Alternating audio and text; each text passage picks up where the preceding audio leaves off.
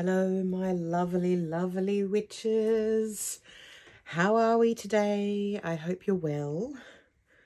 Again, I'm not sure exactly when this film is going to go up, but as I'm filming it, we are a couple of weeks prior to Samhain, and I have actually finished the Mabon Pages in my Wheel of the Year colour grimoire.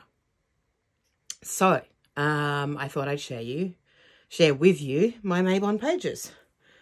It's been a bit of a time of it, so it's just nice to sit down and spend this little bit of time with you.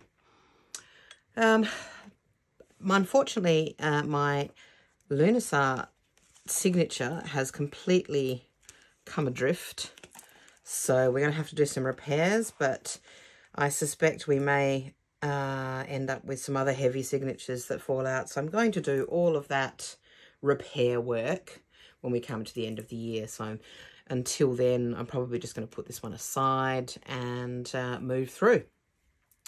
So Mabon is the season between late March and through April. Colourcraft, the book that I'm using, please see previous video, uses the colour blue as the association. So we've gone with a blue theme for this signature. This is just a colouring page that I have stuck in about Mabon, and the blue signifying wealth, west, and reflecting on what we've gathered in the year. So Mabon is traditionally a sort of a bit of a harvest, Thanksgiving sort of a festival.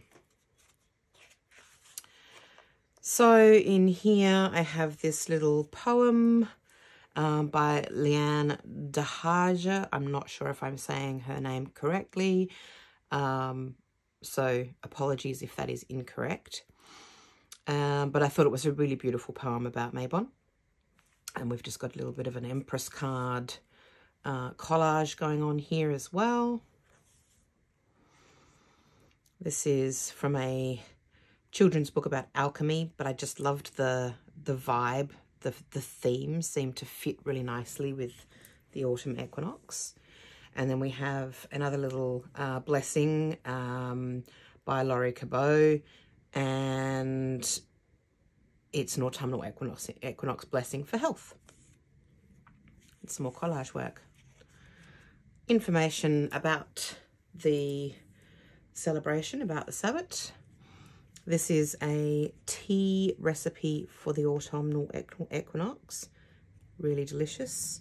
And that recipe comes from Grimoire de Nix.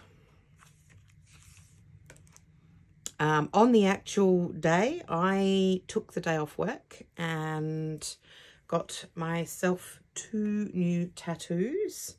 One in celebration of the Cailleach here, and the other one which is essentially this design. I can't really show you because it's on my bicep, but I do have a picture of it on my Insta, might be in my stories, I'm not sure. Anyway, it's up there. Then, given that I did get the Triskele tattoo, which has a very strong relationship with the Cailleach, my goddess, I thought I would do a little bit of an exploration of the symbolism of the Triskele, or triple spiral, which traditionally represents land, sea, and sky, or also body, mind, and spirit. Then we have this little invitation to Persephone, invocation. Words are hard. I'm very tired, guys. It's been a really stressful week and I haven't had a lot of sleep. So I'm all over the shop. So I'm sorry if I'm screwing up words left, right, and center, and you're all yelling at the computer or a TV screen or whatever you're watching this video on. I know I do that. It's really annoying, so I'm sorry. An invocation to Persephone. Persephone is quite strongly associated with both the equinoxes. For me, I feel her presence more at the autumnal equinox, but I know a lot of pagans and witches feel that spring is her season because that is when she returns from the underworld. So whatever works for you, however you experience her. And then I've done this little candle spell for balance. I actually shared a picture of this little spell in action on my Instagram.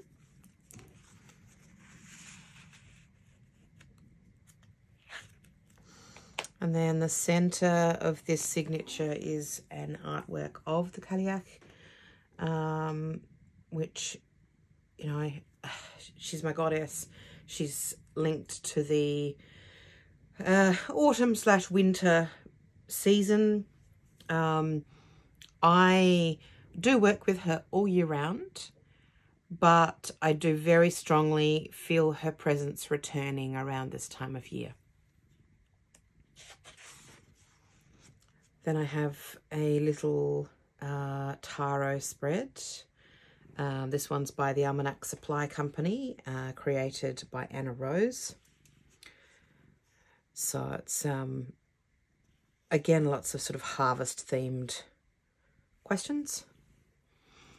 A little bit of elemental association and correspondences about water, which is linked with the season of autumn.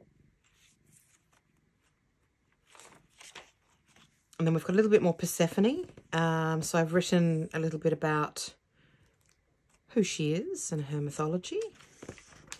And then I've done a little bit of an art collage of her. This fantastic image was sent to me by Emily from Fern and Oak Art in an art swap D-stash parcel that we did recently, which I am just loving everything she sent. And I, you know, have so many pieces that I can't wait to find the right, you know, art spell or Grimoire page for. And then I have a little bit of information on Juniper, which seemed to be a herb that's attracting me at the moment. I'm wanting to use it. I love the smell of it. I love that you can make gin with it. And I think there's a lot of potential there for magical cocktails with its associations. It's a very good protective herb. If you've ever seen traditional juniper, and there are lots of junipers or plants that are classified, you know, under the genus of juniper. I think it's the genus. And in one of those is actually the American or Virginian cedarwood. As an aromatherapist, I classify that as cedarwood, not as juniper, but there's some crossover in their applications and crossover in the smell or scent. But for me, this is very, very much the very traditional juniper that you see throughout the British Isles and other parts of Europe as well. So it's very, very spiky. If you ever tried to harvest juniper berries, you can't go in there with your fingers trying to pick them, because you'll very soon be in large amounts of pain. So you have to sort of shake the bush to release the berries. And yeah, it's a scent that I love, and it's a herb that I think has a really strong presence, particularly for me at this time of year.